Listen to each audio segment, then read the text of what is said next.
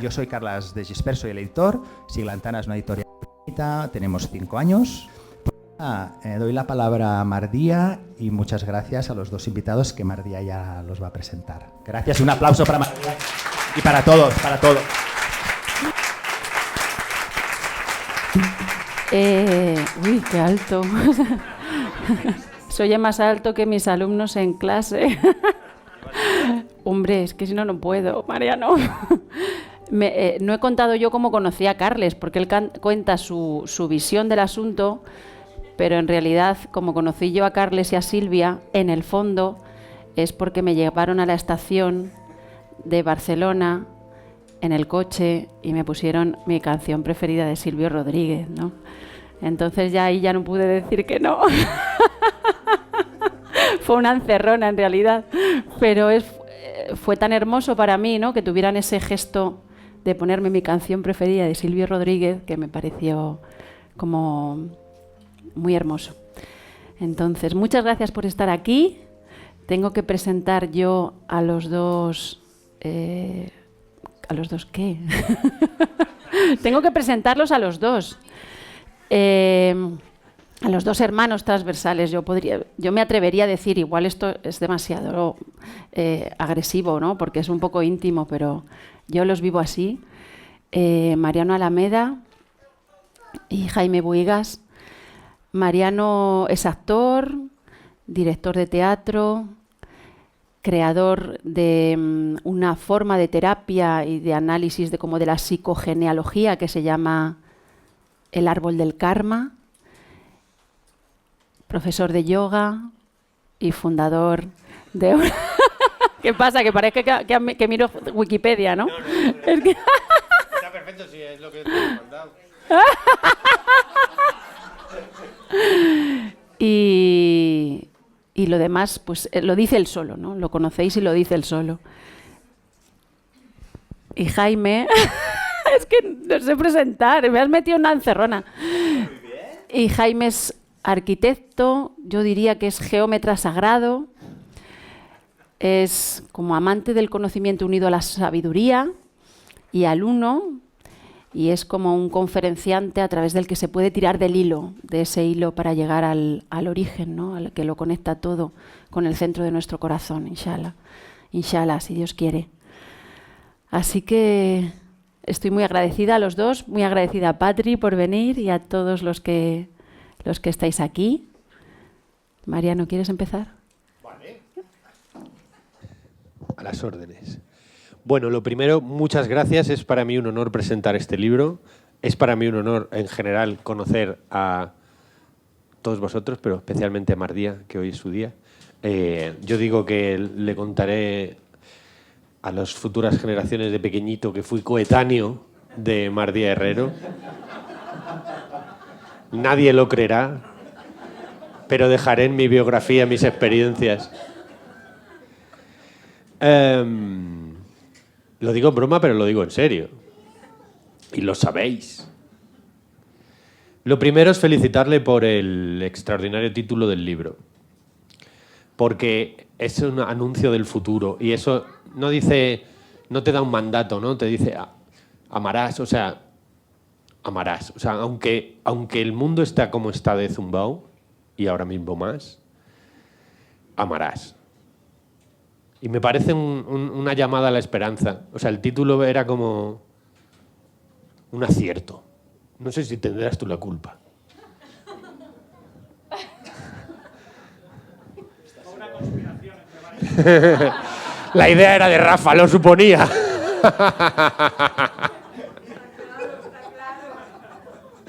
Bueno, en todo caso creo que es un acierto, no solo porque espero que al libro le vaya muy bien, sino porque hace mucha falta saber que amaremos. He tomado unos apuntes breves y intento que sean divertidos. Bueno, no son divertidos, pero son profundos.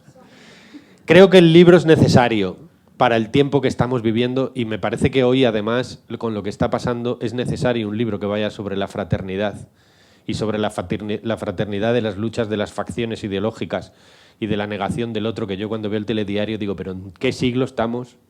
Si lo único que hemos mejorado es a la hora de tirarnos cosas unos a otros. nos tiramos cosas con mayor habilidad, pero parece que no evolucionamos. Entonces, un libro que habla sobre la posibilidad de la fraternidad, sobre la posibilidad del encuentro, sobre la posibilidad de que la negación del otro deje de existir, es maravilloso. He apuntado frases del libro. Digo, ¿de qué hablo? Digo, pues voy a decir las frases del libro que a mí más me han gustado. Creo que libros así son importantes en estos tiempos oscuros. Y creo que seres como Mardía son importantes en estos seres oscuros. Días oscuros. Y hay pocos. Hay pocos. Hay una cosa que demuestra la inteligencia y la sabiduría, sobre todo la sabiduría, que es encontrar el hilo que une las diferentes cosas. ¿Sabes? Encontrar el punto en común. Y este libro habla del punto en común. Habla de qué es propicio de cada una de las cosas, o sea, qué es común a cada uno de los mundos. ¿Cuál es la quinta esencia? Le decía al editor, digo, es un libro que habla de la quinta esencia del conocimiento, porque no necesita seguir tradición y no necesita tener creación propia. Te está diciendo cuál es el hilo del bordado que pasa por todas las telas. Y eso me parece una enorme belleza, ¿no? Haber encontrado eso. Dice ella, que está aquí al lado, amarás, porque es un camino inalcanzable, como el voto del Bodhisattva. Y el voto del Bodhisattva es una de las cosas que más me han hecho llorar en mi vida. Que dice así: los seres, aunque innumerables sean, hago el voto de salvarlos a todos. Los deseos, aunque innumerables sean, hago el voto de agotarlos todos. Aunque el acceso al Buda es impensable, hago el voto de realizarlo. Y así sigue diciendo la imposibilidad de conseguir lo que no vas a dejar de intentar. Y en un mundo donde hay tanta oscuridad, me parece que cada uno de nosotros siga trabajando con su cucharita para quitar la montaña, como dice Jodorowsky. No podemos dejar de quitar nuestra parte de la cucharita. Después habla de una cosa que a mí me encanta y que yo siempre estoy dando la paliza con eso, que es el mundo de las paradojas, porque yo hace unos años descubrí que no se podían decir las verdades si no decías su opuesto. Porque yo empecé en el camino del desarrollo espiritual y entonces iba a una conferencia y decían, déjate fluir, deja que todo funcione solo. Iba a otra y tienes que definir exactamente tus objetivos, conseguirlo, intentarlo, persistir. Y yo decía, pero entonces, ¿qué hacemos? Iban uno, todo está escrito, no hay nada que hacer. Otro, tú construyes el destino, manifiéstate con la cocreación. Digo, a ver si nos ponemos de acuerdo. Diferentes maestros, diferentes tradiciones diciendo... Porque claro, o sea, es verdad que puedes decir una parcialidad y que sea verdad en su dimensión, pero para decir una verdad absoluta tienes que irte más allá de las verdades relativas. Y este libro habla de las verdaderas absolutas, de las verdades absolutas de la identidad, de las verdades absolutas del tiempo, de las verdades absolutas del duelo entre la religión y la espiritualidad, que son dos cosas distintas, entre la tradición y la modernidad, entre el absoluto y el relativo, entre la ciencia y la mística, entre la psicología y la espiritualidad, que por eso se llama así su canal, entre el espíritu y la materia, entre el femenino y el masculino, y nada menos que entre la muerte y la vida. Y lo trata y lo explica. Sin muchas palabras, porque no hace falta. Hay una frase que me ha encantado, que no es de ella, es de Vicente Ferrer, pero la cita. Y entonces, la belleza está en el gusto del que mira, ¿no? Entonces, dice ella, que dice Vicente. Vicente Ferrer decía que nuestra vida era como un tejido. Mientras estamos a este lado, solo podíamos ver los nudos y las burdas imágenes confusas. El dibujo permanecía velado, pero se descubría claro, plagado de sentido y amor, cuando pasábamos al otro lado. Está ensamblado con hilos de oro. Es decir, el orden del mundo no tenemos un sistema nervioso capaz de entenderlo. De la misma manera que una hormiga no puede comprender el movimiento de la cabeza del buey en la que va su vida. No lo puede entender, pero sabemos que el orden está y de vez en cuando podemos vislumbrarlo. Y en libritos así, que son librazos, es donde nos señala un poquito al orden del mundo y nos explica la parte del tejido que sí tiene orden, porque nosotros vivimos en ¿ves? ¿Revés? El feo. Pero yo, por ejemplo, con la técnica esta del árbol del karma, que consiste básicamente en intentar explicar un poco más el tejido, que no se quede solamente con la confusión, sino que le des una verdad más verdadera que la que él mismo se cuenta. Y eso es curativo en sí mismo, ¿no? ¿Cuánto llevo? Bueno, sigo un poquito. Voy bien, ¿no? Me ha encantado la definición del mal, que no la conocía. Que los cabalistas lo llaman Amalek. ¿Son los cabalistas? Sí, me lo he apuntado bien. Dice, la independencia o desconexión con la fuente nos asoma a lo que podríamos denominar mal puro,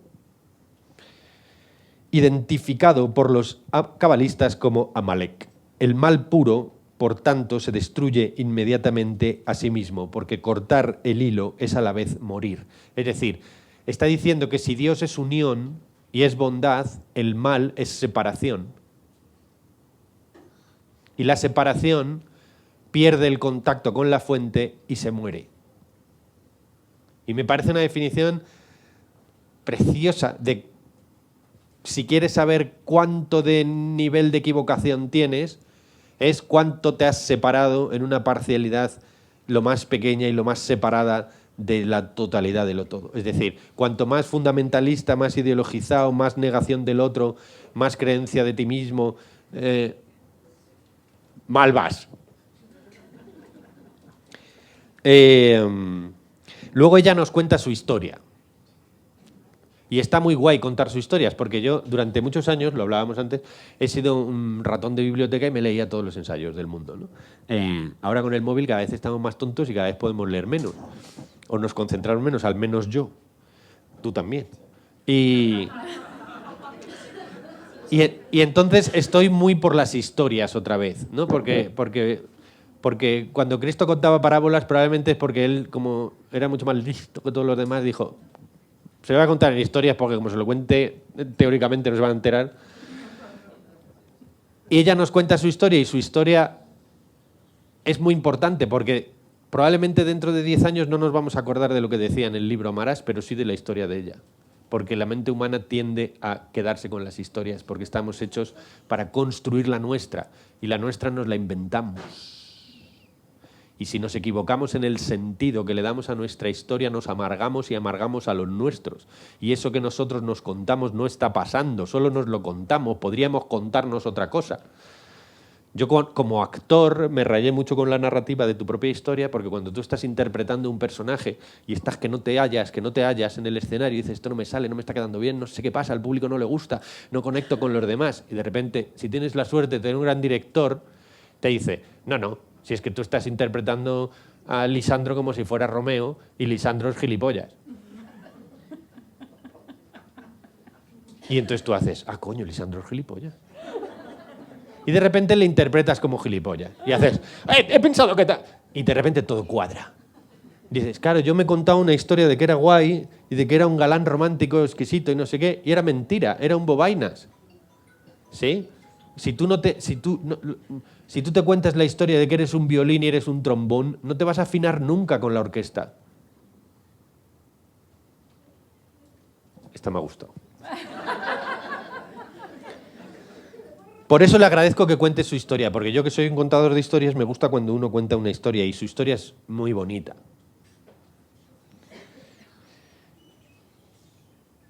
Dice, desde esa consciencia de una unión asimétrica de contrarios, nuestro camino obtiene verdadera dirección. A mí esto me ha encantado porque yo esto no lo sabía. La armonía de los contrarios, me refiero a esto, es, sin embargo, asimétrica. Yo esto no había caído. Y me ha dado un tiento importante. Hay amor y hay castigo, hay perdón y hay responsabilidad, hay discernimiento y acogida. Pero el amor siempre es más hondo, más real que el juicio. Y es verdad. Porque unifica más, porque es más global, porque está más conectado con la fuente. Es decir, las distorsiones son siempre aparentes, son ilusiones. En el fondo las esencias se mantienen. Por eso, para que exista la realidad, tienes que salirte de la unidad aparentemente. Pero no es que las dos fuerzas jueguen a la vez, sino que hay una fuerza que es la potente y la otra la que aparentemente sube y vuelve a caer. ¿Sí? Bien, me alegro de haberlo entendido. Y me parece muy interesante, porque ya hasta ese momento creía que era simétrico y punto. Ya termino. Me gusta mucho la definición que hace del grupo de afortunados que hemos tenido la suerte de participar de su canal de YouTube, que os recomiendo efusivamente. Ah, no, porque ya estáis viéndolo en YouTube, entonces ya lo conocéis. Ah, no, puede ir. Bueno, sí, estaréis viendo. Bueno, da igual, lo veis. Dice ya, parecíamos diversos en lo formal, está hablando de los invitados al canal. Pero hermanos en lo profundo, nos animaba una fuerza común, una lectura similar del signo de los tiempos, el compromiso de caminar juntos a la vez que habitábamos distintas latitudes simbólicas. No distintas latitudes ideológicas, filosóficas, distintas latitudes simbólicas. Porque al final es de lo que va su canal, que es de lo que va su libro, que respira amor, humor, respeto e intento de transmisión de lo que es común, de lo que es útil, de lo que es bello, de lo que es lo bueno y de lo que es lo verdadero, más allá de si pertenece a este club o a este otro. Porque estamos cegados con lo del club al que pertenecemos. Y los otros creemos que son gilipollas o están equivocados. No, que están manipulados o están equivocados o son el mal.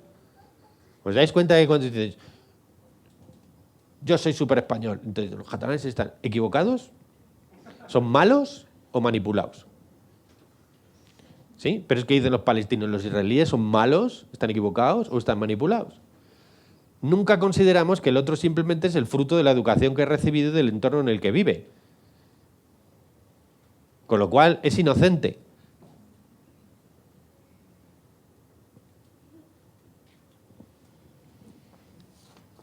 Un poco cabreo, ¿no? Un poco bronca, ¿eh? No tenía esa pretensión. Amaréis, amaréis. Amaremos. Y luego vamos a terminar con lo que más me ha gustado, que es la definición que hace ella de ser de verdad. Porque yo me he pasado la vida intentando saber qué es ser de verdad. Pues bueno, la parte actoral sobre todo, ¿no? Cuando dirijo actores, la clave de actuar es no actuar. Es decir, conseguir la espontaneidad que hace que permite que el público esté enganchado a lo que dices. En el momento en que yo tengo miedo de mí o me gusto mucho, si yo tengo miedo de mí mientras estoy hablando y hago y entonces el libro es muy bonito y vosotros estáis sufriendo. Y si yo estoy pagado de mí y estoy, bueno, el libro de Mardía es absolutamente extraordinario, vosotros estáis sufriendo porque este es tonto. Lo importante para que yo sea un buen comunicador es que yo no esté. Y solo esté el libro, y solo esté lo que yo quiero decir, y solo esté la idea. Eso es ser comunicador, que no exista el canal. Entonces ella lo define así, que es precioso.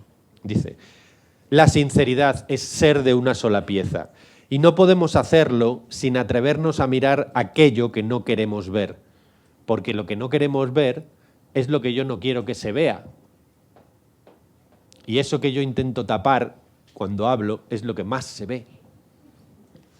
Sincerarnos es romper las idolatrías que hemos construido sobre nosotros mismos. Esta noche en el libro de Mardía, las idolatrías de mí. ¿Veis? Recuperar la inocencia, la sencillez, la amabilidad. Eso que esa niña pequeña sabe hacer sin ningún esfuerzo. Y nosotros no. Ya la he señalado, le hemos jodido. Hasta ese momento que la he señalado lo tenía.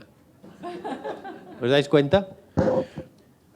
Volvernos invisibles para dejar ser a través de nosotros el amor, unificarnos, colocando cada cosa en su sitio y limpiar nuestras capas para centrarnos a la vez que nos descentramos hacia la vertical y hacia la horizontal. Y desapareces en la nada. Y luego ya de verdad que acabo, dice,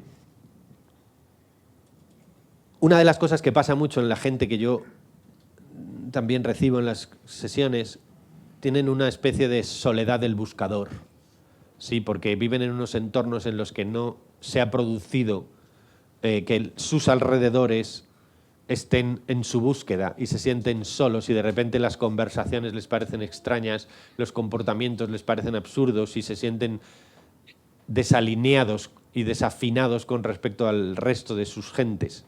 Y ella dice: purifiquémonos primero y los hermanos de camino saldrán a nuestro encuentro.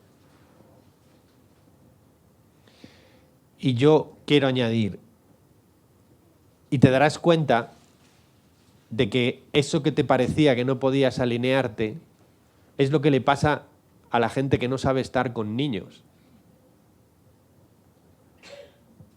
Se le olvidó quién era.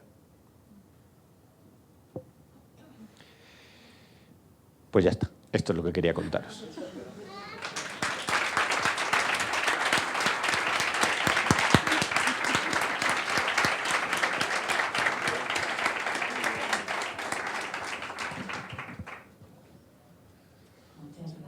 De nada, Mardía. Tú te lo mereces. Precioso.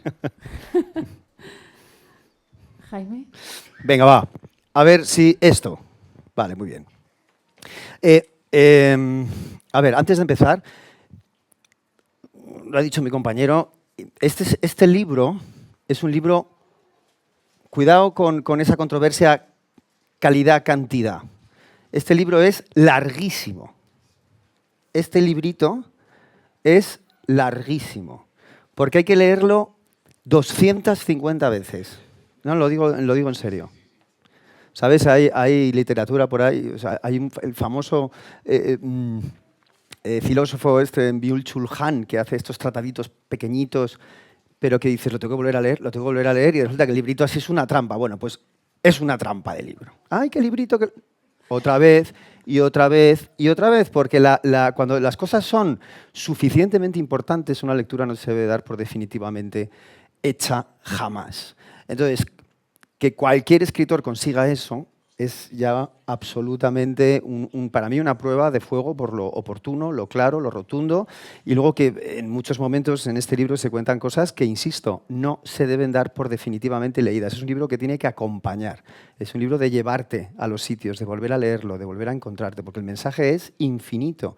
Le pasa a los mejores libros de la historia. Le pasa a los evangelios, son libritos pequeñitos. ¿Cuántas veces hay que leerlos? Bueno, pues este es uno de ellos, y lo digo como como crédito importante. Yo, antes de nada, y me ha encantado leer el libro, me resulta especialmente emocionante, porque eso es una confesión. A mí lo que me une a esta mujer es una hermandad particular que no entiendo, y que se caracteriza por una sola cosa, y es que en nuestra hermandad vamos despacísimo. ¿Qué quiero decir con esto? Yo no sé he visto contadas con las manos, hemos coincidido poquísimas veces. Sé más de su vida por el capítulo 5 de este libro y por el libro del Camino de Santiago de lo que hayamos podido hablar. Y me da igual, me da exactamente igual. Es que la definición de hermandad particular lo tenía clarísimo. Digo, qué bien que lo pueda decir, porque es exactamente lo que me pasa. Hay un hilo que venía dado, no hemos hecho nada para construirlo, no hemos hecho nada, pero ahí está. Es más, ni hace falta que hagamos nada. Y cuando digo que vamos despacio es que igual nos vemos dentro de 3 años, o no. Da igual. Eso es un hecho, yo siempre lo digo. Entonces me escribe un mail, oye, ¿que hay un libro? Sí. ¿No he leído el libro? Sí, por el hilo, porque el hilo está ahí y es una cosa clarísima. Y da igual. Esto da una tranquilidad. Saber que hay personas que igual ni siquiera lo sabes, con las que tienes ese hilo de conexión, hilo dorado, impecable, rotundo, que viene dado. Bueno, pues a mí las cosas con esta maravillosa escritora me vienen dadas, y por lo tanto es lo único que me legitima para estar aquí hoy hablando del libro. Yo quiero... fijaos, esto es importante. Quiero dar, sobre todo, las gracias por 2 detalles del libro. Quiero dar las gracias muchísimo y voy a poner los ejemplos, que son 2 cosas del libro que me han llenado profundamente, que las he concebido como un regalo, y quiero agradecer también con otro regalo, que será con lo que acabe esta charla. El primer regalo No sé si me ha gustado o no al principio, porque me ha causado una pequeña rabia, a veces estupor, bueno, las tonterías que tenemos todos. Vamos a ver, mirad, voy a dibujarlo aquí muy fácil. Qué guay.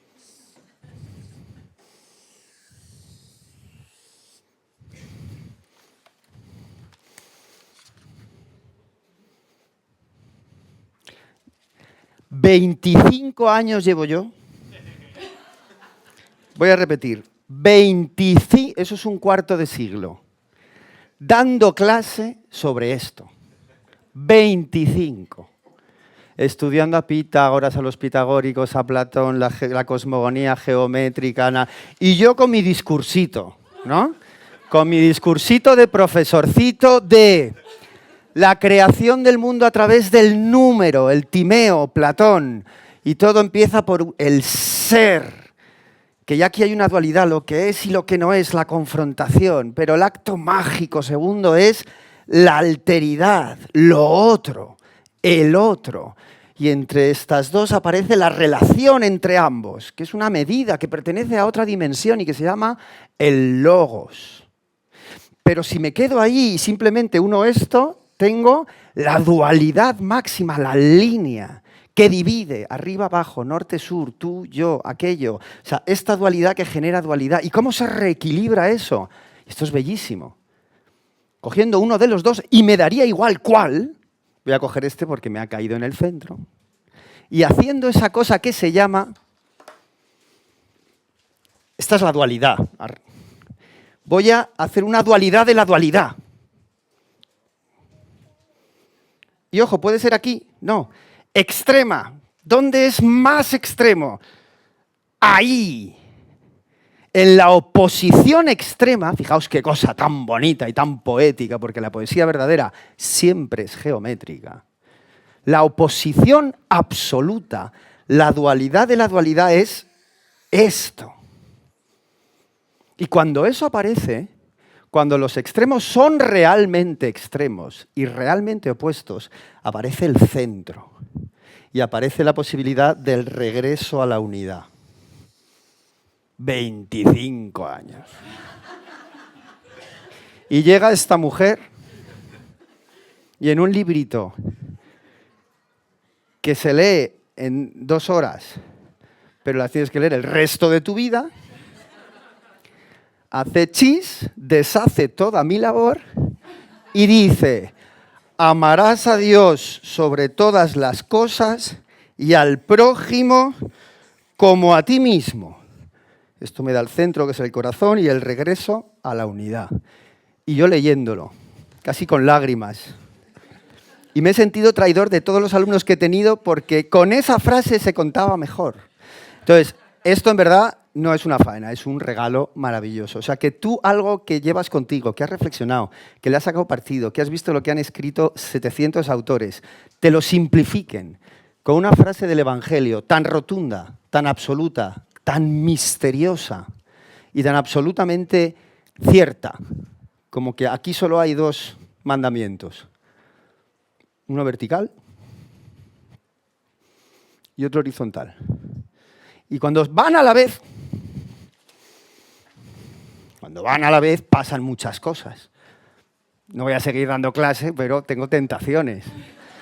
Claro, aquí aparece esta medida maravillosa, ya sabéis, la raíz de 2, principio generador del universo, porque esto y esto generan, que genera otro círculo, que genera otro cuadrado, que genera... Es decir, que esas 2 cosas se van alternando en un ciclo infinito. Infinito. Y esto me lleva a otra cosa. Fijaos, con Mardía hay un hilo. El hilo venía dado, pero ha sido reforzado al saber, porque yo según la voy conociendo, porque como vamos muy lento, si la voy conociendo, sé de qué depende esa hermandad. Y depende en parte de que hemos tenido maestros muy semejantes. Hay 2 que ya sabía y 2 que he aprendido leyendo el libro. Y eso me hermana. El primero es el Camino de Santiago. Peregrina, y entonces esto ya nos entendemos, sabemos de qué hablemos. Y leyendo cómo escribe del Camino de Santiago, más. Y lo segundo, Santa Teresa. Teresa de Ávila, Teresa de Cepeda es es la profesora. Esa sí que es una profesora. Que escribe porque se lo piden para sus monjas, que son sus alumnas. Y te lo voy a decir todo lo clarito que pueda.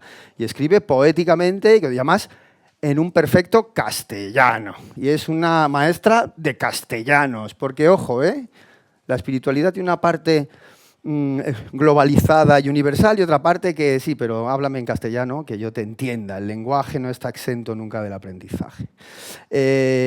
Teresa, que ya la veía todo el rato aquí. Fijaos, para mí, dice Teresa, que por cierto, de las frases mejores de Santa Teresa, pero le preguntaba, ¿no? Pero tú hablabas con Dios y Dios te hablaba. ¿Y cómo te hablaba? Y Teresa, que a veces se contradice, la primera vez responde, bueno, me hablaba sin ruido de palabras. ¿Quién es esa señora? Sin ruido de palabras. Utilizadlo mañana por si vais a hablar de más, decir no, ¿no? Esto es como el poeta, sin palabras hablarse, como se habla, no, Pepe Hierro, quisiera que tú me entendieras a mí sin palabras, ¿no? Sin ruido de palabras. Pero en otro momento dice, oye, cuando te hablaba Cristo, ¿en qué te hablaba? Y dice, en perfecto castellano. ¿En qué me va a hablar? En perfecto castellano, dice ella, dice, claro, pues, si yo soy castellana me tendrá que hablar en castellano. Ella tiene otra frase preciosa, Teresa, que lo dice todo el rato. Teresa, por un lado, es la mística, pero por otro lado es la fundadora. De arriba para abajo, por todos los lados. Lo dice, cuidado, Marta y María tienen que ir juntas. Recordad el pasaje evangélico, ¿no? Las hermanas de Betania, Cristo en su casa y una de rodillas mirando y escuchándole, María, y la otra haciendo la cena, poniendo las cosas, Marta. Que, por cierto, en el evangelio, que a veces es muy cruel, le cae una bronca a Marta, de mucho cuidado, porque injusta completamente.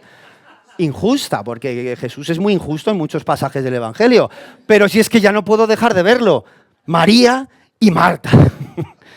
Claro, escucha, ora, escucha al maestro, pero ponle de cenar, que si no, no come. Ponle de cenar, recoge las cosas, haz la cocina, Marta y quiero decir, ya está, yo estoy completamente envenenado.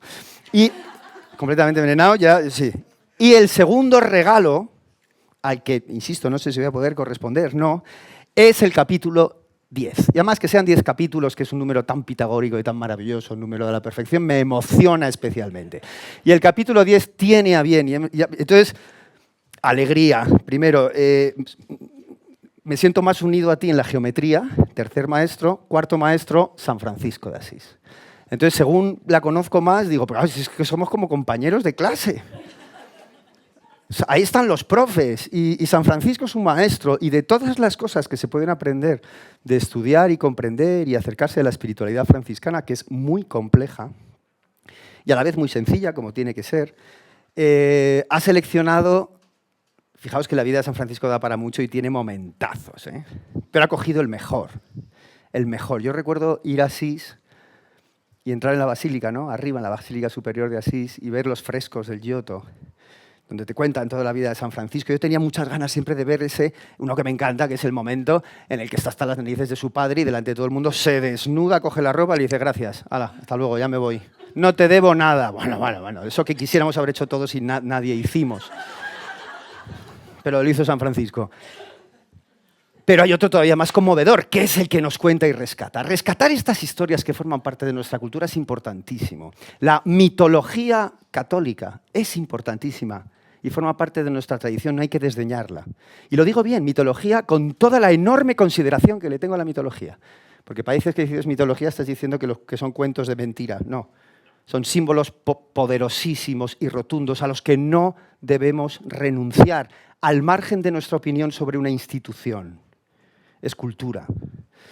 Y de repente ese San Francisco, que donde todos los reyes cruzados de Occidente que iban con armas a tomar la Tierra Santa fracasaron, porque las cruzadas en verdad fueron todas un fracaso.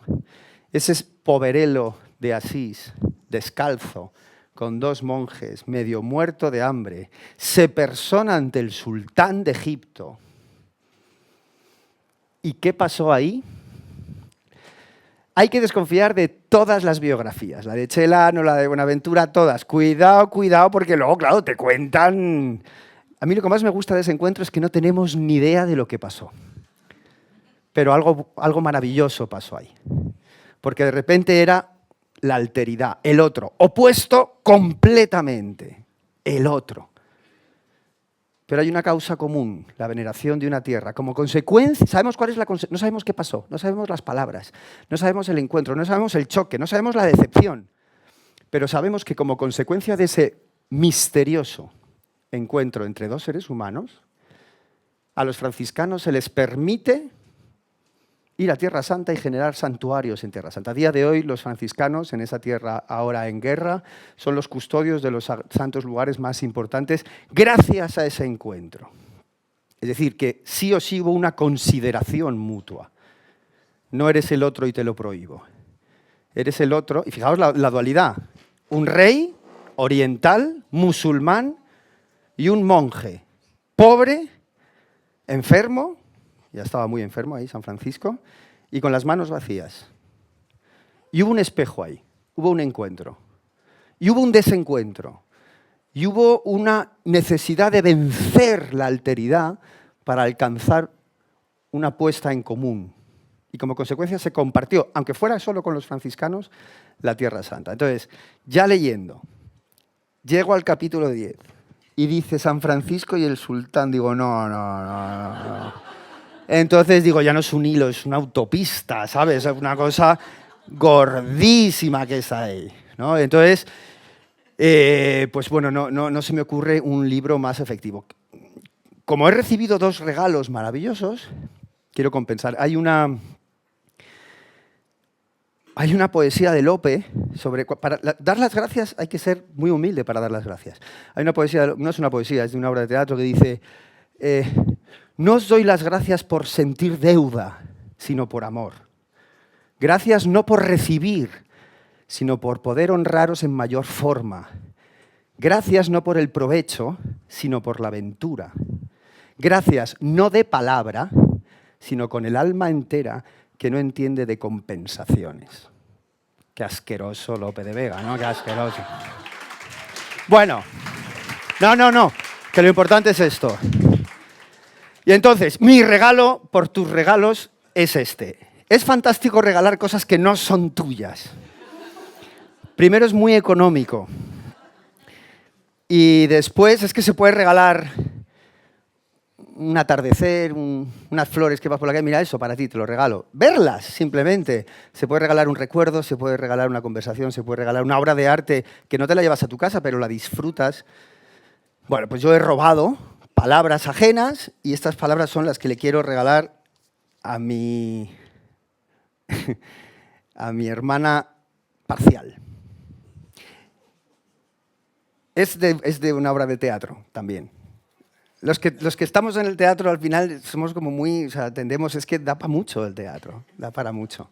No es Lope de Vega, es don Jacinto Benavente, nuestro premio Nobel, que en su obra maestra, que son Los intereses creados, que no sé si conocéis, que es una obra complejísima, aparentemente una comedia, pero es muy compleja, es una reflexión sobre el ser humano maravillosa, tiene este monólogo final del personaje que se llama Silvia, que le va al libro, que según leí lo primero decir, ¡ah! Le tengo que dar a Mar... Y entonces te lo estoy dando ahora.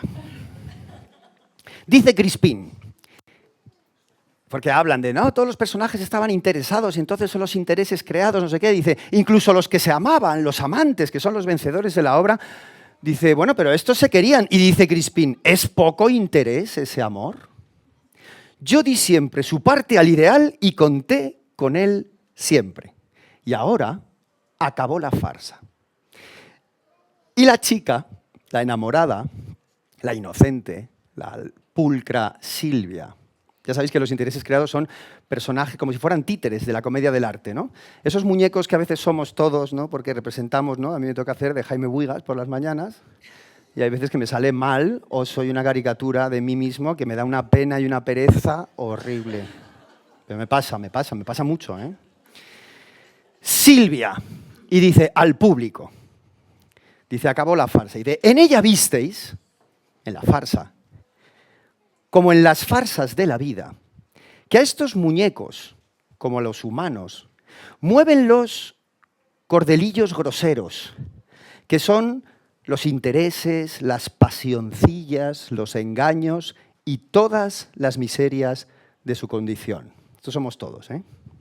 Tiran unos de sus pies y los llevan a tristes andanzas.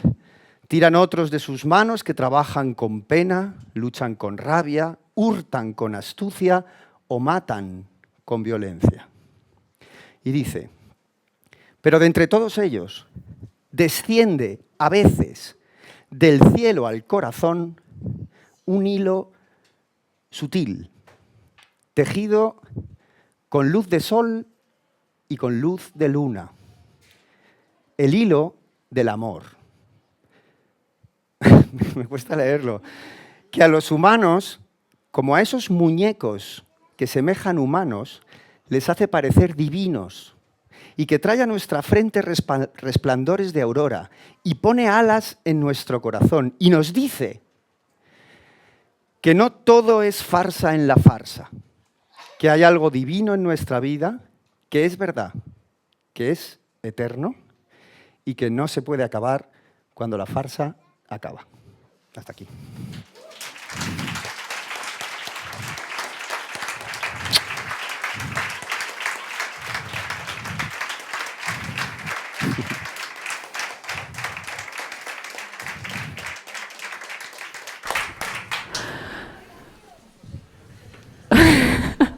Ya no sé qué decir. Bísmela. Pensaba, bueno, muchísimas gracias por estar aquí. Estoy más nerviosa de lo normal. Normalmente, Rafa lo sabe, me ponen un poco nerviosa estos actos, ¿no? Pero en este caso estoy más nerviosa de lo normal, así que permitidmelo, por favor. Siempre pienso, con esto me repito, porque claro, hay una dimensión cíclica en nosotros. Y de hecho no está Olga Hueso, que iba a venir, pero en el último momento no ha podido estar, así que con ella, que siempre habla de los ciclos, pues la traigo aquí. También somos hijos del ciclo, y como ya he presentado varios libros, esto me viene muchas veces al corazón, ¿no? En la presentación de un libro, lo primero que siento es que es como un parto o como un bautizo, algo así. Un parto, ¿por qué? Porque un libro es la salida o el dar a luz una experiencia muy íntima. Hay una experiencia muy íntima que de repente sale a la luz. Y entonces, de alguna manera, estáis aquí asistiendo a ese parto. Pero claro, el parto es un acto muy íntimo. Y aunque el bebé sale a la luz, sale del útero a la luz, normalmente esto se hace pues en compañía de muy pocas personas, ¿no? Hoy en día está el tema muy medicalizado y entonces a veces hay más, pero normalmente es un acto íntimo también el parto. Entonces digo, pues es como un parto, pero como un bautizo. ¿Por qué? Porque el bautizo es la presentación en sociedad de ese bebé. Pero claro, me doy cuenta de que tampoco es, sí, es como un parto, como un bautizo, pero en realidad es más bien un funeral. ¿Por qué? Porque al bautizo asisten personas que quieren a los padres, o que son la familia de los padres, los amigos de los padres, etcétera, etcétera, pero no que quieren todavía al hijo. ¿Por qué? Porque el hijo es un papel en blanco, es un libro en blanco. El hijo todavía no tiene biografía, entonces nadie siente apego a esa biografía. Sin embargo, en un funeral, la gente que asiste es gente que forma una especie de, como un espejo roto que refleja alguna parte de la persona que acaba de fallecer. Y esa persona que acaba de fallecer tiene una biografía compartida con todos los que asisten al funeral, ¿no? Y yo pensaba, en realidad, esto lo he dicho alguna vez, pero en realidad una presentación de un libro se parece más a un funeral, porque es muy posible que si yo me muriera hoy, muchos de los que estáis aquí vendríais al funeral. Es muy probable que sucediera, ¿no? Y a la vez, porque de alguna manera el funeral tiene esa experiencia honda y simbólica que viene a recoger todo lo que ha sido esa vida, es capaz de recoger en una especie de síntesis simbólica dolorosa muchas veces, pero también tiene una dimensión muy sagrada que hoy en día no estamos acostumbrados a ver, pero la tiene. Si asistimos a un funeral con conciencia plena, veremos que hay una parte que es muy luminosa en un funeral y es capaz de compendiar, de hacer una síntesis de toda la vida que acaba de partir, ¿no? De tal manera que el parto de un libro, la presentación de un libro, se parece más a un funeral. ¿En qué sentido? ¿Cómo hablar desde ahí? Para mí, además, la presentación de un libro normalmente es un acto independiente al propio libro. Es decir, vosotros que habláis de teatro, yo creo que por un lado está el texto y por otro lado está la representación. Entonces hay algo en la presentación de un libro, si se vive con esa conciencia sagrada de funeral, si se vive así, porque en el fondo lo tenemos que vivir todo así, entonces nos damos cuenta de que el libro es como el texto teatral y la presentación puede ser la representación. Es decir, aporta algo nuevo, revela algo nuevo, es la posibilidad para una revelación. Y yo estos días estaba dándole vueltas porque me parece esencial que en las presentaciones de los libros podamos estar a la escucha y podamos participar de esa revelación. Hay algo que se revela. Y entonces, normalmente, cuando voy a cualquier acto, no solo a presentaciones de libros, a cualquier acto, normalmente, la semana anterior, intento estar a la escucha porque se me empiezan como a revelar internamente las ideas y las cosas que quiero decir, ¿no? Y entonces me aparecen circunstancias vitales que me hablan de lo que tengo que decir, de repente una idea en la ducha o en un momento dado cuando voy a llevar a los niños al colegio de algo que tengo que decir, y si estoy como callada, lo suficientemente callada, empiezan a venir, ¿no?, las ideas. Sin embargo, estos días no ha pasado así. Había algo que interrumpía ese vaciamiento que suelo hacer, había algo más urgente que lo interrumpía todo el rato. Una de las cosas más urgentes que interrumpían esta semana la preparación de este momento funeral que tenemos hoy es el tema del conflicto entre Palestina e Israel.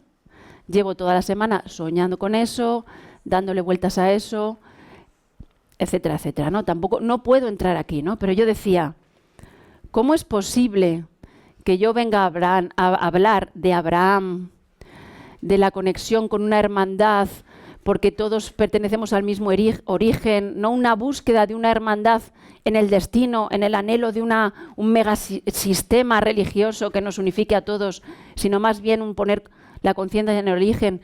¿Quién soy yo para escribir sobre esto en un centro comercial? Porque encima lo he escrito en un centro comercial. Perdón, pero es que un día leí en un diario de Wilber, leí que tenía experiencias místicas en los supermercados norteamericanos. Y dije, pues esto me ha legitimado a mí. Y entonces, como hay un centro comercial gigantesco y yo tengo media jornada en el instituto y el centro comercial está entre mi casa y el instituto, pues dejo a los niños al cole y digo, uy, esto a las 9 de la mañana no hay nadie aquí a las 9 de la mañana, solo estoy yo. Y hay una musiquita de fondo perfecta, una temperatura perfecta, porque todo está perfectamente estudiado para que vayas. Esta musiquita que es lo suficientemente agradable como para hacerte sentirte bien, pero no para entrar como en momentos demasiado intensos que no te permiten concentrarte para escribir, etcétera, etcétera. Bueno, que lo he escrito en un centro comercial. Vale, pero la pregunta era, ¿quién soy yo para escribir este libro teniendo mi casa, mi trabajo fijo, mis hijos, gracias a Dios, en un contexto más o menos pacífico, etcétera, etcétera? ¿Quién soy yo para escribir esto, no? Si no comprometo nada con esto. Y entonces me venía una y otra vez, hay uno de mis escritores preferidos, Henry David Thoreau, que él era muy contrario a la esclavitud. Él vivió en los años centrales del siglo XIX, cuando la guerra de secesión norteamericana, era muy contrario a la esclavitud, pero se daba cuenta, en ese mismísimo momento, se daba cuenta de que no había más virtud en los antiesclavistas del norte que en los esclavistas del sur. ¿Por qué? Porque los antiesclavistas del norte lo único que querían era acabar con la esclavitud para convertir a los esclavos en proletarios. Y él se daba cuenta enseguida, ¿no?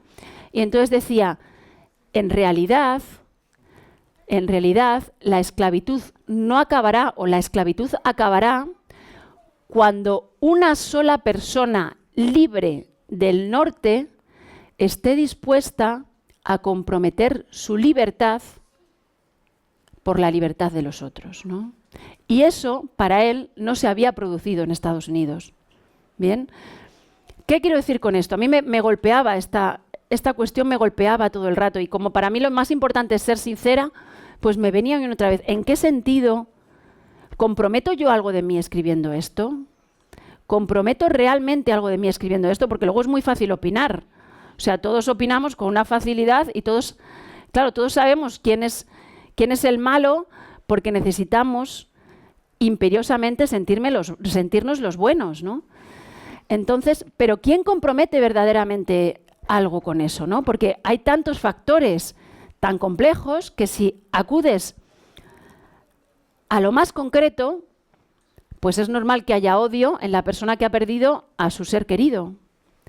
Si acudes a lo más abstracto, te das cuenta de que en realidad todo lo que nos cuentan los medios es mentira. ¿Por qué? Porque estamos sometidos todos a un sistema macro mucho más grande, mucho más amplio, que lo único que hace es correlacionar el sistema de fuerzas para mantener un status quo o para mantener una tensión de poder, y que todo eso de lo concreto da prácticamente igual para las grandes potencias, ¿no? Y en medio de todo eso, ¿quién soy yo para escribir esto? ¿Y quiénes somos nosotros para opinar, ¿no? ¿Qué es lo que se hace con la vida cuando se dan tantas injusticias de manera masiva? Cuando, como decía Mariano antes, estamos metidos en pleno siglo XXI, que nos creemos el culmen de la civilización y seguimos viviendo las mismas violencias, los mismos juegos de poder, solo que sutilizados, como enmascarados detrás de una pátina o de un ropaje que parece bonito, un discurso que parece bonito, ¿no? Y entonces esto me ha bloqueado mi presentación, que yo iba a hacer una presentación súper bonita hoy, y me lo ha bloqueado, porque realmente no tengo respuesta. Si yo sé que cualquiera de la decisión que tomen las grandes potencias va a perjudicar de manera concreta a mis 5 hijos, probablemente, independientemente de quién lleve la razón, de quién no la lleve, de quién esté siendo sometido, de quién haya sufrido injusticias, independientemente de todo eso, es posible, lo más probable, es que yo prefiriera pues que mis hijos estén bien, independientemente de toda opinión que yo quiera lanzar fácilmente en estas conversaciones de café que no van a ninguna parte, ¿no? Entonces, esto me ha tenido bloqueada.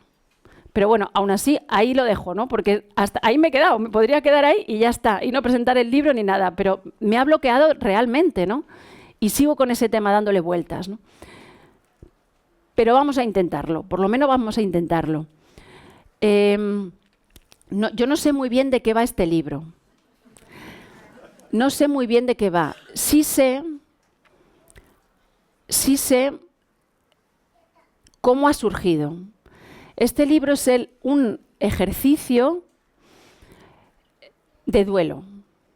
Es decir, es un duelo. Las personas que hacen duelo, cada una lo vivimos como podemos. En mi caso, como me gusta escribir, como amo escribir y como ese propósito vital es más hondo que casi cualquier otra cosa que hago, pues cuando viene algo muy doloroso lo que hago es escribir, ¿no? Entonces, este libro surge de un duelo de haber pasado unos cuantos años haciendo un camino espiritual muy concreto, con todo muy ordenado, muy organizado, etcétera, etcétera. Con la pandemia eso se rompe, no voy a entrar en las circunstancias, pero hay algo que lo quiebra, y entonces, de alguna manera... Uy, que me emociono. Espera. Y entonces, de alguna manera, es como... O sea, la experiencia de haber vivido en una especie de oasis, lo explico así en el libro, en un oasis o en un búnker. No está claro si es un oasis o un búnker. Un oasis como una especie de pastora del siglo XII. ¡Qué bonito era! Tengo mucha nostalgia y todavía tengo mucha nostalgia con una experiencia comunitaria como medieval, que eso es maravilloso. O sea, parece que no, pero es maravilloso. ¡Ay, no puedo! Una experiencia comunitaria que implicaba mucha hermandad, sobre todo entre hermanas, compartir crianza, los niños vivían juntos, hacíamos encuentros en casa, y esto con la pandemia, como la pandemia cierra la casa, pues esto se quiebra, inevitablemente pasan más cosas, pero básicamente con la pandemia, que todos hemos vivido una hora de la verdad, pues nuestra hora de la verdad particular, que coincide con mi crisis de los 40 años, tiene que ver con eso, ¿no? Y entonces, cuando uno vive algo muy doloroso y se le quiebra fuerte una identidad, ¿qué puede hacer, no? ¿Cómo hacemos ante ese tipo de duelos? Porque yo planteo aquí la identidad, para mí, o sea, claro, desde ambientes a veces muy espirituales se critica el tema de la identidad, como la identidad fuera un menos, como si fuera una idolatría, como si uno tuviera que renunciar a ello para ser, ¿no? Para ser. Yo soy. Y para entrar en el yo soy, tengo que renunciar a todo lo demás hasta que yo soy, ¿no? Pero para mí, y desde una espiritualidad propiamente encarnada, en la que Marta y María son una, en la que la vertical está unida con la horizontal, la identidad es preciosa, porque la identidad es como el útero materno. Es decir, nosotros habitamos dentro de un útero materno 9 meses porque el útero materno nos cuida, nos protege y nos da ese espacio mínimo para permitirnos después nacer, ¿no? Pues la identidad bien vivida funciona así. Funciona igual que un útero materno o como la crisálida de la mariposa. Nos permite, nos cuida, nos forma hasta que nos abre a un nuevo nacimiento. Cada nuevo nacimiento es a la vez una pequeña muerte. Cada nacimiento es a la vez una pequeña muerte. Y las personas con una vida espiritual muy activa normalmente viven muchas muertes. Porque podemos pensar que el camino espiritual está todo focalizado y uno que bien va, ¿no? Ya he encontrado mi camino. Y el camino es, aparece así como con música de ángeles, ves el camino que tira para adelante y tú tiras y ya está. Y vas ya feliz, ¿no? En tu camino. Pero normalmente las vidas, de hecho, las vidas espirituales interesantes que yo he leído, todas tienen muchas muertes. Todas tienen muchas muertes. Y todos los maestros sufís que yo amo, casi todos han sufrido la persecución, el exilio, les han echado de sus grupos, les han odiado aquí y allá, les han condenado a muerte, les han no sé qué, o sea, casi todos los maestros interesantes han vivido ese tipo de circunstancias, ¿no? San Francisco, Teresa, San Juan de la Cruz. Y entonces, para mí la identidad tiene esta cualidad hermosa, ¿no? Y entonces, ¿qué he hecho? Vuelvo al duelo. ¿Qué pasa con el duelo? Eso lo estoy contando, pero no sé por qué me viene. ¿Qué hace falta cuando todo se te descompone, cuando la vida que creías bien organizada, ordenada, focalizada, de repente se quiebra completamente y casi se te rompe el corazón, ¿no? ¿Qué se hace con eso? Bueno, ¿cómo he vivido yo el duelo? Pues en primer lugar, intentando entrar a fondo y no mirar en ningún momento a otro lado. Para mí esa es la clave de todo. No podemos mirar a otro lado. Nada de, lo perdono todo, qué bueno es el mundo, porque todo esto viene de Dios, no sé qué, no sé cuánto, hay una experiencia luminosa detrás, el amor incondicional sosteniéndolo. No vale. Para hacer un duelo a fondo, hay que entrar a fondo en todo y no mirar a otro lado. ¿Qué significa esto? Hay unas responsabilidades que son relativas, a analizarlas a fondo. Hay cosas que duelen mucho, analizarlos a fondo y vivirlos a fondo, no solo analizarlos así. Hay un enfado, mirarlo a fondo. Hay partes injustas, mírala a fondo. Hay culpa, mirarlo a fondo. Hay responsabilidad que viene de tu sombra, mirarlo a fondo. Hay que mirarlo todo a fondo. ¿Y eso qué es? Sincerarnos. La primera parte, hay dos partes básicas en el camino espiritual. Una es el espejo, que es la sinceración profunda, que parte por mirar nuestras sombras, intentar mirar nuestro inconsciente, ver nuestras relaciones familiares, nuestras relaciones, todo. O sea, sincerarse es todo, hasta llegar al centro de sí. Y entonces, cuando eso se ha hecho hasta el fondo, de repente viene la segunda parte del camino espiritual, que es la emergencia o la apertura. Es decir, el gusano se mete y la madeja se cierra, alrededor, hasta que sea que ya no hay, ¿sabes? Ya no puede ni, o sea, no entra ni un poquito de luz ahí, ¿no? Y luego después se rompe y se abre. Y esa es la segunda parte del camino espiritual. Cuando hemos entrado a fondo en todo lo relativo, de repente viene alguien de fuera a entregarnos ese amor y ayudarnos a seguir adelante, ¿no? Entonces, esta experiencia, para mí, ¿estamos tarde? ¿Vamos bien? Esta experiencia, para mí, de sinceración profunda y de apertura profunda, me ha llevado a varias cosas, que de alguna manera el libro me ha acompañado a eso. El libro es esta experiencia, ¿no? En primer lugar, a darme cuenta de qué había antes que fuera esencial o nuclear en mí antes de esa identidad. Y entonces enseguida me doy cuenta de que amaba el camino de Santiago, el camino espiritual. Entonces hemos vuelto a hacer el camino de Santiago, esta vez con los niños, para hacer esa experiencia de duelo. Me di cuenta, hay una charla de Steve Jobs que a veces les pongo a mis alumnos en la universidad, que seguro que la habéis oído, ¿no? Que él dice que cuando estaba trabajando en Apple y luego se me debió de meter en líos porque era un hombre complejo, y entonces le echaron de Apple y entonces dice, pero me di cuenta de que aún amaba lo que hacía, ¿no? Cuando uno tiene una experiencia muy dolorosa de ese tipo en que lo desinstalan completamente de su identidad, lo primero, bueno, después de dolerse, enfadarse, no sé qué, no sé cuánto, echar culpa, ¿eh? Lo siguiente es intentar recordar qué es lo que ama. Es decir, qué es lo que ama previamente a esa identidad. ¿Qué es lo que amaba yo previamente a esa identidad? Pues leer, escribir y luego, digamos, un amor que trasciende la identidad anterior, es habitar el arquetipo materno, mi vida familiar y todo lo que implica, ¿no? ¿Qué más amaba? Amaba previamente, y estaba ahí, trabajar con algo muy común, como un destino común que compartía con mi marido, que tenía que ver con tejer puentes. Veía que no podía renunciar al encuentro interreligioso. ¿Por qué? Porque es algo nuclear en mí, porque yo tengo una identidad de frontera, ¿no? Y entonces empecé a rescatar una serie de cosas que me permitían empezar a caminar más allá, entrando en contacto con lo previo a la identidad, ¿no? Y entonces, poco a poco, volvimos a caminar. ¿Qué es este libro, básicamente? Pues es un anhelo de ir a lo profundo,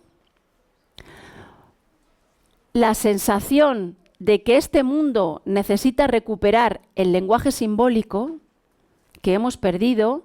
Esto es totalmente esencial porque los niños ya no entienden los cuentos.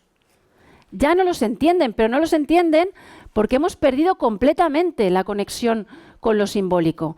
El simbolón griego era un colgante que dos personas cuando se iban a separar partían en dos mitades y que era a la vez conciencia de esa separación y promesa del regreso. Se lo daban porque había un amor y esperaban reencontrarse, ¿no? El símbolo es esencial y lo hemos perdido. Si perdemos el símbolo, perdemos el puente que une los contrarios. Si perdemos el puente que une los contrarios, perdemos la unidad. Y si perdemos la unidad, perdemos el amor. Lo perdemos porque debajo de todo, y a esto me ha llevado también este duelo, y esto es puro Ibn Arabi, que es como mi maestro, debajo de todo está la misericordia divina el amor incondicional sosteniendo toda la creación, sosteniendo todo dolor que suframos, pero está al fondo.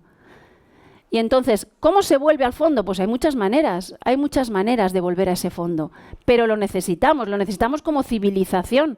Es que sin esa unidad que sostiene todo lo demás, el mundo se acaba, pero no se acaba porque se puede acabar porque tiremos unas cuantas bombas y ya está.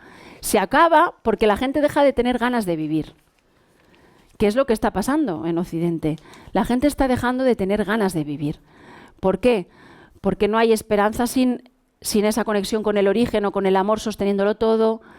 No hay ganas de hacer nada, no hay ganas de hacer servicio sin ese hilo que nos conecta con el origen. Y al final, como no hay puentes que unan los contrarios, no hay capacidad para hacer ningún duelo. A partir de ahí, ya no podemos hacer ningún duelo. Entonces, la primera pequeña cosa que nos pase, la amiga del cole que de repente nos llama tonta, se nos ha caído completamente el mundo, ¿no? Entonces, hoy en día hablan, no, es que los adolescentes están muy frágiles, que yo también lo veo. Es que hay índices de suicidio cada vez más altos. Es que empiezan a hablar de todas estas cosas. ¿Y qué pasa? ¿Cuál es el mal de fondo? Porque para resolver algo en el fondo hay que ir al fondo. Pues el fondo es que hemos perdido ese cordón umbilical simbólico. En el libro hablo de ese hilo de oro, ese cordón umbilical simbólico que nos lleva, que va desde nuestro corazón al corazón de la dimensión materna de la divinidad, ¿no? Podríamos llamarlo diosa madre. Ahora también hay un movimiento que habla de eso, pero es esa dimensión materna de la divinidad. Esto en el sufismo, porque también me di cuenta de que después de este duelo con la identidad, si llegaba más al fondo, me sentía todavía más cercana al sufismo, amaba más al sufismo que antes, ¿no? Podía amar, porque podía entender más a fondo a Ibn Arabi ahora, ¿no? Eso es puro sufismo, puro, digamos, islam etimológico, ¿no? Islam etimológico. ¿Por qué? Porque los capítulos del Corán empiezan casi todos por Bismillah y Rahman y Rahim. Se suele traducir como en el nombre de Dios el compasivo, el misericordioso. Pablo Benedito habla de una misericordia que es incondicional, un amor incondicional sosteniéndolo todo, y un amor condicionado a hacer lo que Dios pide, o sea, a portarse bien, digamos, ¿no? Un amor incondicional como la misericordia que sostiene cualquier error que puedas tener, y un amor condicionado que te permite hacerte responsable y libre, porque si no, no habría libertad y responsabilidad. Y esto es que es mágico, porque esta raíz RHM del árabe, esta raíz es la que nombra al útero materno o matriz. Es maravilloso, ¿no? La etimología es maravillosa porque nos permite también tirar del hilo hasta el origen del que procedemos y el origen desde el que todos somos hermanos. Y solo quería acabar con una cosa. ¿Por qué hacía una hermandad transversal? Porque, claro, yo sentí que algo me empujaba del búnker o del oasis, llamemos del oasis, algo me empujaba del oasis al desierto, ¿no? Pero uno no puede estar en el desierto mucho tiempo si no encuentra ninguna señal del paraíso. Es decir, no es posible quedarse mucho tiempo en el desierto si no encuentras una señal en el paraíso.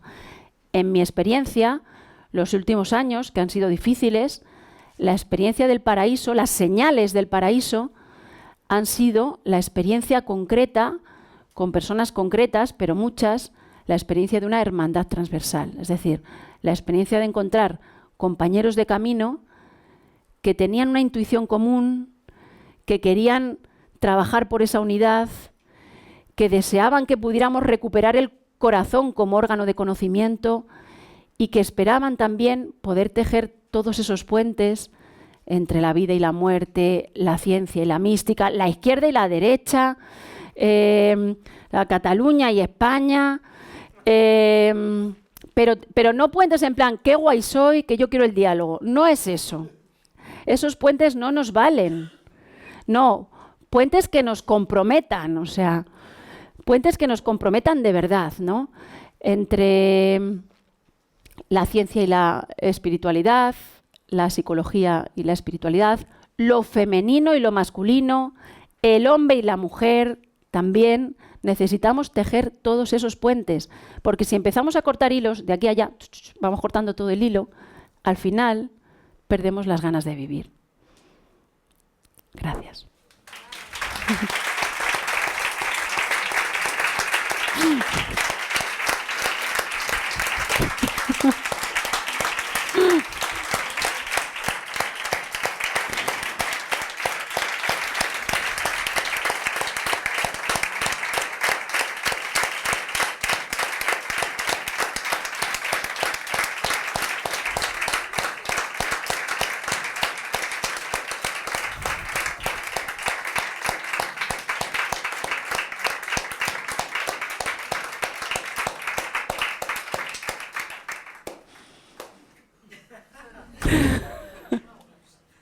No hay palabras, ¿no? No sé, quizás estaría bien abrir un diálogo un ratito, si os parece, Mardía. Muchas gracias a los tres. Y si queréis preguntar algo a Mardía o a alguno de los dos invitados, pues adelante. Yo quiero dar las gracias por otra cosa. ¿Puedo? Sí, perdón por robar la atención. Otro regalo del libro es efectivamente el reconocimiento indispensable a las etimologías. Lo has dicho ahora y lo vuelvo a decir. Vamos a ver, seamos claros. Una de las crisis más gordas que tenemos, las palabras también son hilos. Uno de los problemas más graves que tenemos, esto lo veo sobre todo como profesor en educación, es la crisis del lenguaje terrorífica que estamos atravesando. Yo soy muy positivo y muy esperanzador, no soy de los de cada vez vamos peor, siempre vienen peor los niños y, ay Dios mío, no. Yo estoy muy esperanzado, tengo unos alumnos maravillosos, me encantan, son la pera y creo que el futuro va a ser mucho mejor que el presente. Ahora bien, hay una crisis del lenguaje. En esa crisis del lenguaje en el que las palabras ya no significan lo mismo para todos, que esa es, como decía Shakespeare, esa es la mayor crisis del lenguaje, la propuesta, que es pedagógica, de, por favor, busque el hilo de la palabra para saber lo que realmente, para que reinventemos el lenguaje y hablemos todos el mismo idioma porque no lo estamos hablando, eso es un regalo maravilloso. Y me he reconciliado, gracias, porque me he reconciliado con la palabra transversal, que confieso que cuando leí dije, ¿por qué pone transversal? De hermandad transversal, ¿por qué? Porque me daba pereza, porque como profesor me suena a... Vamos a hacer una actividad transversal. ¿Sabéis, no? Que haya matemáticas, lengua, tal, no sé qué, lo cual es siempre mentira, perdón, los profesores que lo hacen, es siempre mentira porque para que un profesor pueda hacer una actividad transversal tendría que ser profesor de todas las asignaturas, que en general no lo es, que eso es otro delito, que los profesores de primaria y secundaria no sepan todos lo de todos, porque se lo están exigiendo a los alumnos. Pero bueno, al margen de eso, claro, el niño tiene que saberlo todo, pero tú no, tú solo sabes física y química, total. Y de repente la revelación, o sea, fantástico. Porque trans, no lo había pensado hasta que leo el libro, ya lo de el versal, pero trans es dos cosas, otra vez otra dualidad. Es el trans, pero es el trans, jolines. Es que eso es lo bueno del libro, coge una idea y te la cuenta de 200 modos. Y también con el trans. Trans es hacia afuera, más allá, pero a la vez es por dentro. Bueno, estoy tan contento con eso, lo voy a decir todos los días. Gracias.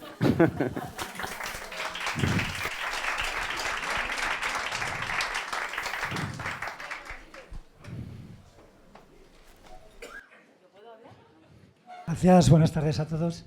Mardía, enhorabuena. Muchas gracias. Que lo sepa.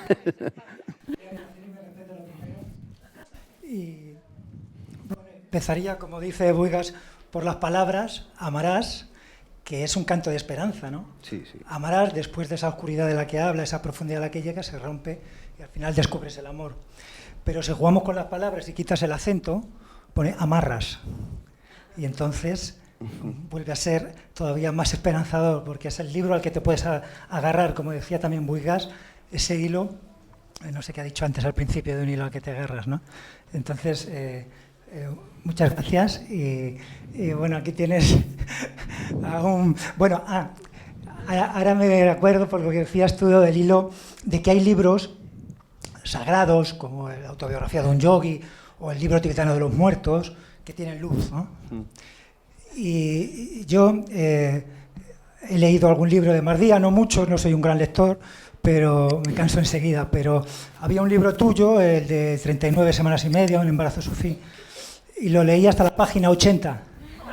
Ya no tenía más de 80, tenía 100 y pico, pero me parece suficiente.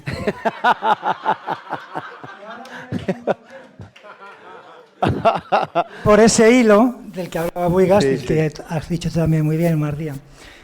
Como dice Rumi, estaba vacío, me llené y me colmé. Pues creo que este libro lo voy a comprar y lo voy a regalar porque yo creo en estas amarras. Yo creo en el amor, ¿entiendes? Así que eso es lo que voy a hacer.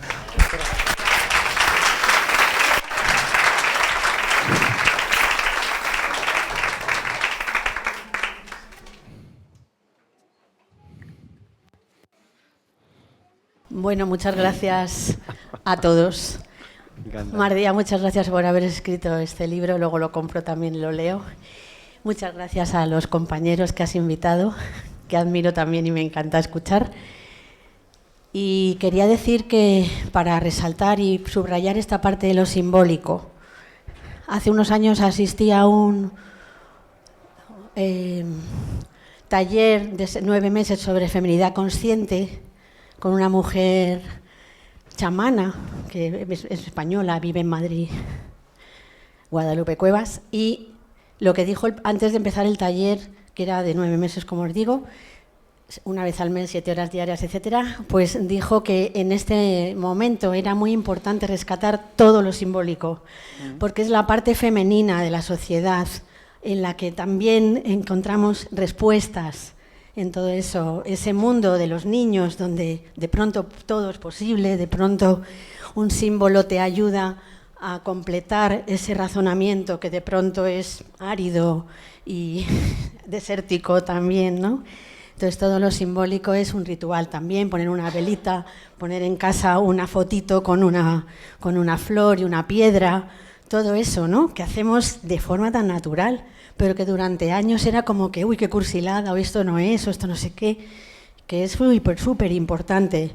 Entonces todo lo que podemos hacer es pues, todo lo que llevamos ahora puesto encima, ¿no? Un corazón de un árbol, un no sé qué, un chaleco de Marruecos, pues todo es símbolo y nos está conectando, todo.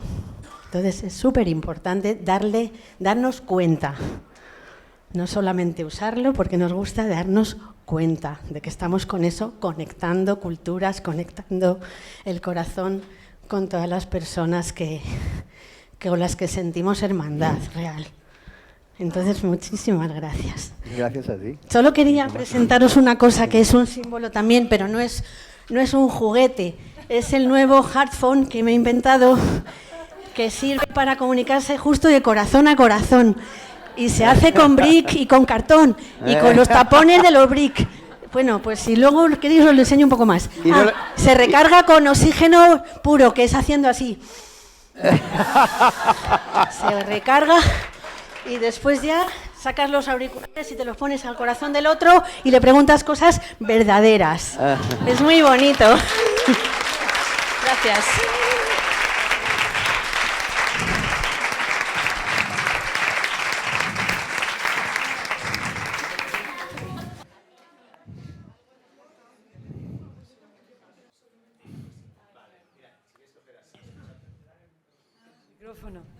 Todavía mejor.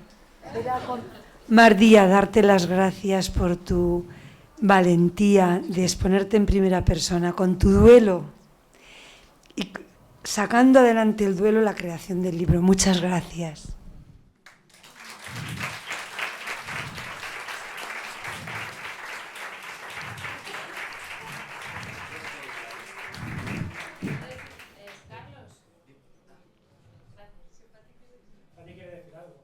Tengo hambre. Sin disimulo.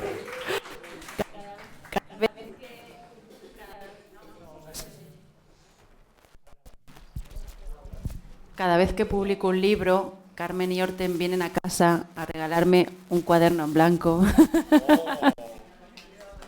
Gracias. Ya me lo han traído aquí.